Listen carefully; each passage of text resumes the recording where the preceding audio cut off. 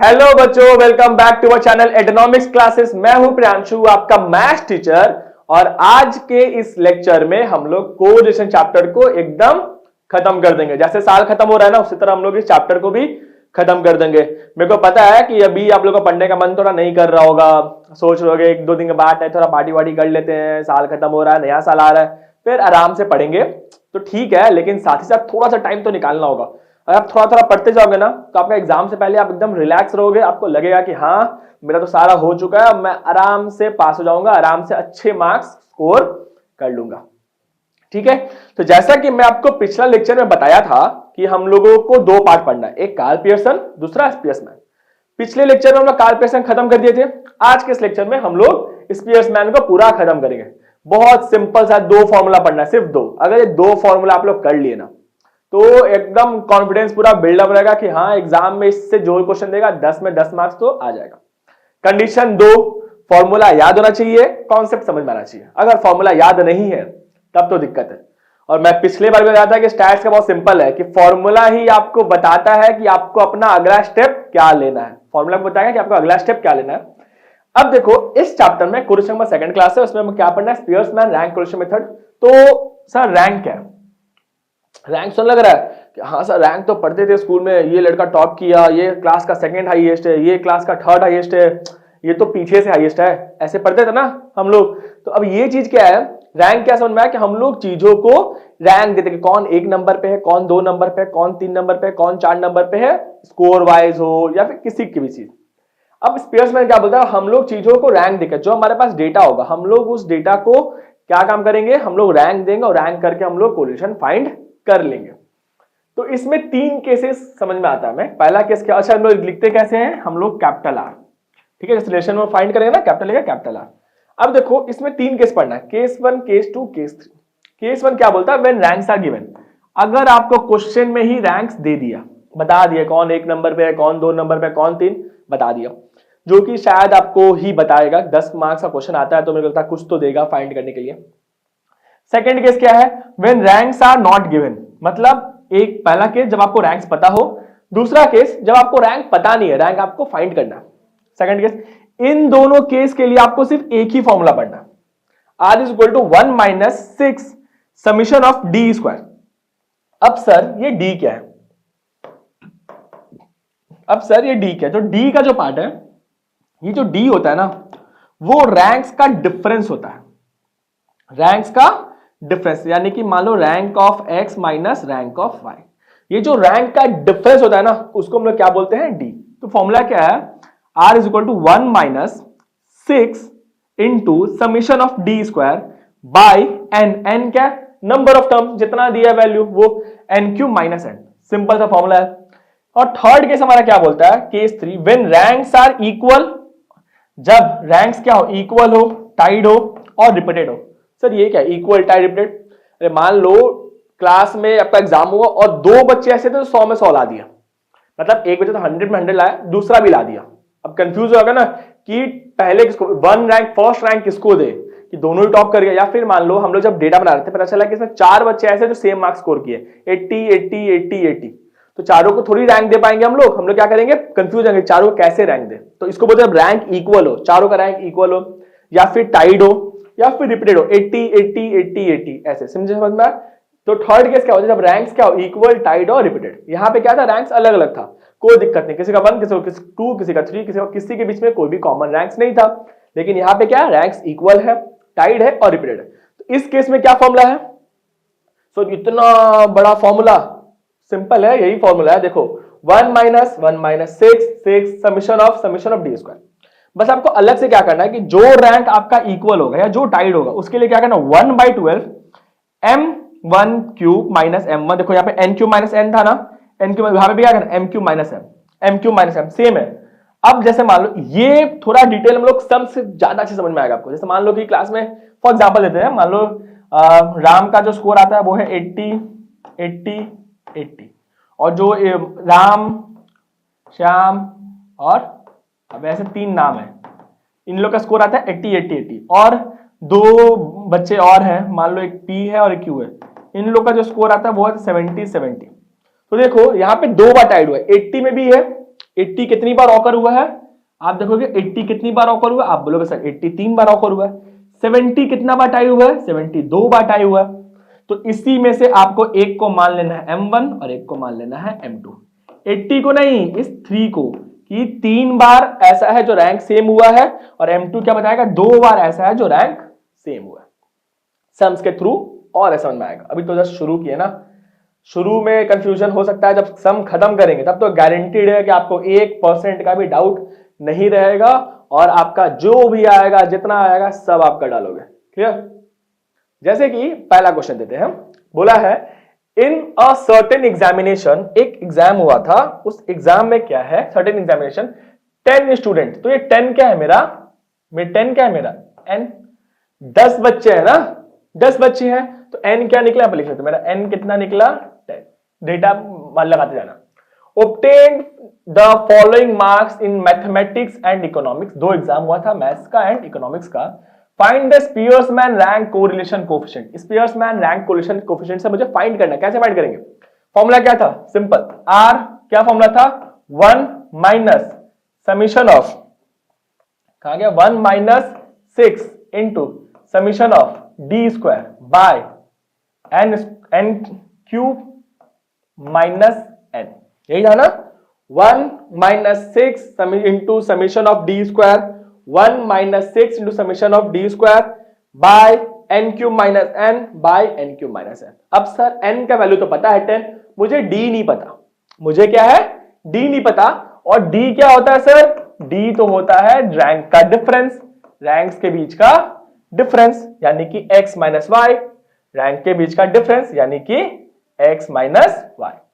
तो देखो पहले मार्क्स देख लेते हैं। मैथमेटिक्स में जो मार्क्स आया था वो था 90। अलग कलर में करते हैं तो कंफ्यूजन ना हो, चलो व्हाइट करते हैं। मार्क्स कितना आया था हमारा? हमारा मार्क्स आया था 90, 30, 82, 45, 32, 65, 40, 88, 73 एंड 66। क्लियर? अब रैंक क्या होता है? अच्छा इसका मार्क्स लिख लेते पहले, कंफ्यूजन ना हो। 85, 42, 75, 68, 45, 63, फिर 60, 90, 62, 58। देखो अब करना क्या आपको? मैं तो ये टेबल, आपको ऐसे टेबल बनाने होंगे। जब आप Spearman's rank question of question find करोगे तो आपको क्या क्या करना होगा? ऐसे टेबल बनाना होगा कि दो सब्जेक्ट था, मैथ्स और इकोनॉमिक्स। मैथ्स का मार्क्स, उसका रैंक, इकोनॉमिक्स का मार्क्स एंड उसका रैंक। अब रैंक क्या होता है? देखो सबसे ज्यादा स्कोर किसका था? 90, तो ये हो गया मेरा रैंक 1। 90 से कम किसका स्कोर था? 88, ये हो गया रैंक 2। अब 88 से कम ढूंढो तो ये हो गया थर्ड रैंक। 82 से कम ढूंढो, 82 से कम 73, ये हो गया मेरा फोर्थ। अब 73 से कम, 73 से कम ये हो गया 65, ये हो गया फिफ्थ रैंक। फिर उसके बाद 66 से कम, ये हो गया सिक्स रैंक। 65 से कम, 65 से कम, उसके बाद आ रहा है 45, 45 से कम 40, 40 से कम 32 एंड 32 से कम 30। आपने ऐसे रैंक बैठा दिया सबका। क्लियर? इसका क्या होगा? सबसे ज्यादा मार्क्स इसका आया, देखो 90। उसके बाद मार्क्स है 85, 85 से छोटा कोई नंबर है यहाँ पे तो आप बोलोगे सर 75, 75 से छोटा हमको दिख रहा है यहाँ पे 68, 68 से छोटा दिख रहा है 63, 63 से छोटा दिख रहा है हमको 60, 60 से छोटा दिख रहा है 58, नहीं देखो यहाँ पे 62 भी है ना, चेंज करो। 75 से छोटा था 68, 68 से छोटा था 63, 60 से छोटा था 62, 62 से छोटा था 60, 60 से छोटा था 58, 58 से छोटा था 45 एंड 40 से छोटा था 40। अब आपने क्या किया? मार्क्स और उसका रैंक दे दिया, मार्क्स और उसका रैंक मिल गया। अब फाइंड करेंगे डी। डी डी क्या है? x minus y, 1 minus 2 minus 1, 10 minus 10 0, 3 minus 3 0, 7 minus 4 3, 9 minus 9 0, 6 minus 5 1, 8 minus 7 1, 2 minus 1 1, 4 minus 6 minus 2, 5 minus 8 minus 3 लिख दिया। बट सर हमें इसका चाहिए नहीं, मुझे तो डी स्क्वायर ना, हमें क्या चाहिए डी स्क्वायर। मैंने बोला फॉर्मूला ही आपको सब बात बताएगा, तो फॉर्मूला ले लिया डी स्क्वायर। डी स्क्वायर क्या, माइनस 1 का स्क्वायर 1, 0 का स्क्वायर 0, 0 का स्क्वायर 0, 3 का स्क्वायर 9, 0, 1 का स्क्वायर 1, 1 का स्क्वायर 1, 1 का स्क्वायर 1, माइनस 2 का स्क्वायर 4, माइनस 3 का स्क्वायर 9। तो वैल्यू देखो 9 प्लस 1 10, 11 12 13 14 15 16 17 एंड 17 एंड 9 26। अब ये 26 क्या है, ये है समीशन ऑफ डी स्क्वायर, है ना 26।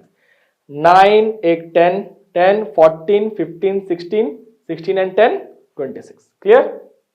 अब सर क्या सब कुछ मिल गया हमें, हम बोलेंगे हाँ मिल गया। 1 minus 6 into D square, D square कितना था 26 बाई एन, एन का 10, तो 10 का क्यूब कितना होता है 1000 माइनस 10, तो रैंक कितना आ गया मेरा 1 माइनस।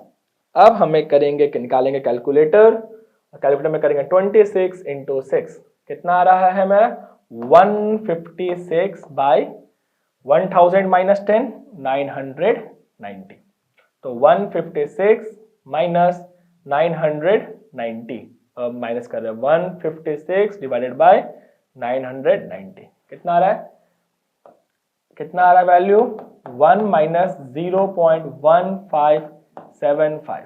ठीक है, हम कर लेंगे 1 माइनस 0.1575, हमारा वैल्यू कितना आ रहा है। इसके बाद लेस करके रैंक कितना आ रहा है मेरा 0.8425। आप ऐसे भी कर सकते हो, फिर आप एक और तरीका होता है एलसीएम लेने का, आप 990 का एलसीएम ले लो, तो यहाँ पे हो जाएगा 990 माइनस 156, तो भी कर सकते हो। 990 माइनस 156 कितना आ रहा है 834, 834 को फिर डिवाइड कर देंगे 990 के साथ, आ रहा है 0.8424। ठीक है, जो आपको तरीका सही लगा आप उससे कर सकते हो। समझ में?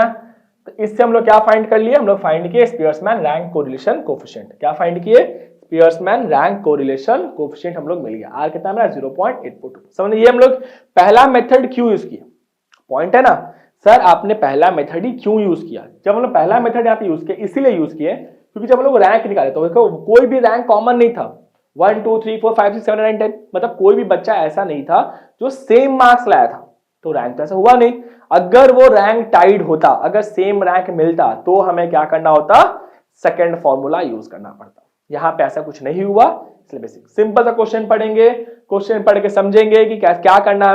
हमें एक टेबल बनाना था, टेबल में मैथ्स एंड इकोनॉमिक्स था, तो मैथ्स इकोनॉमिक्स ले लिए, मैथ्स का मार्क्स और उसका रैंक, इकोनॉमिक्स का मार्क्स और उसका रैंक।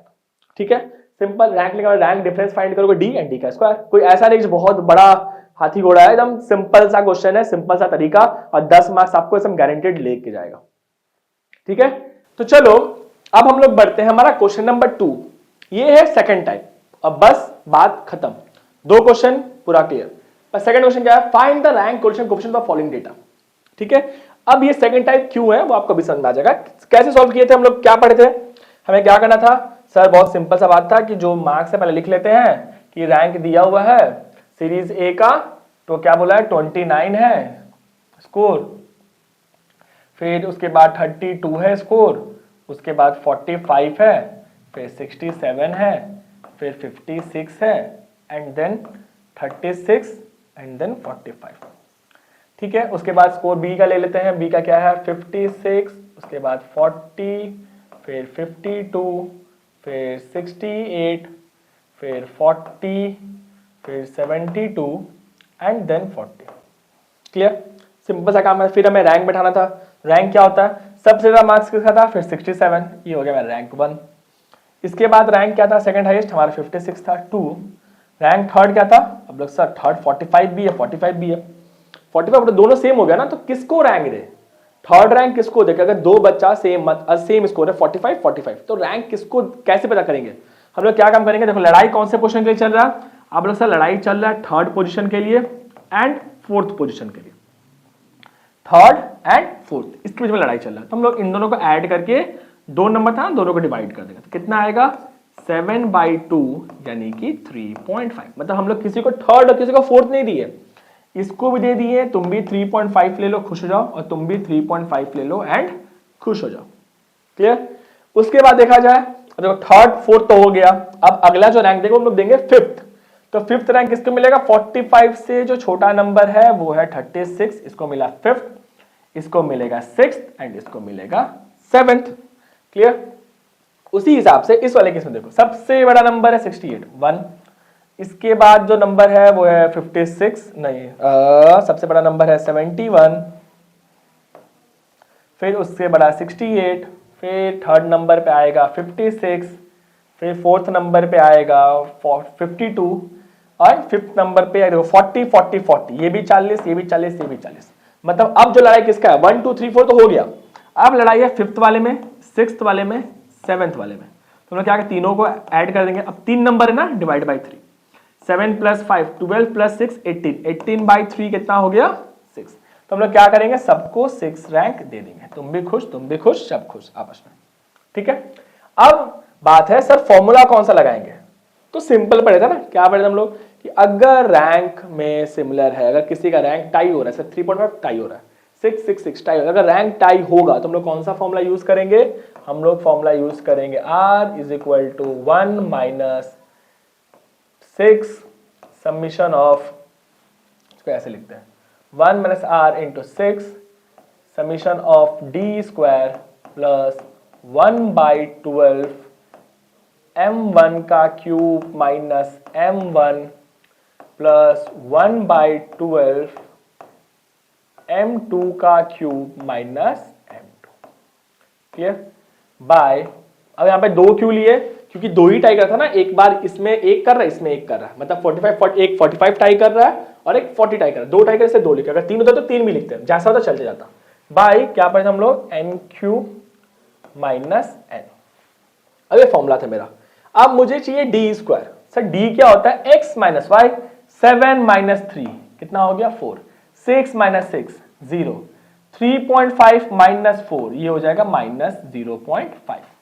ठीक है, 1 - 2 1, 2 - 6 4, -4 हो गया, 5 - 1 4 एंड 3.5 - 6 कितना होगा? -2.5।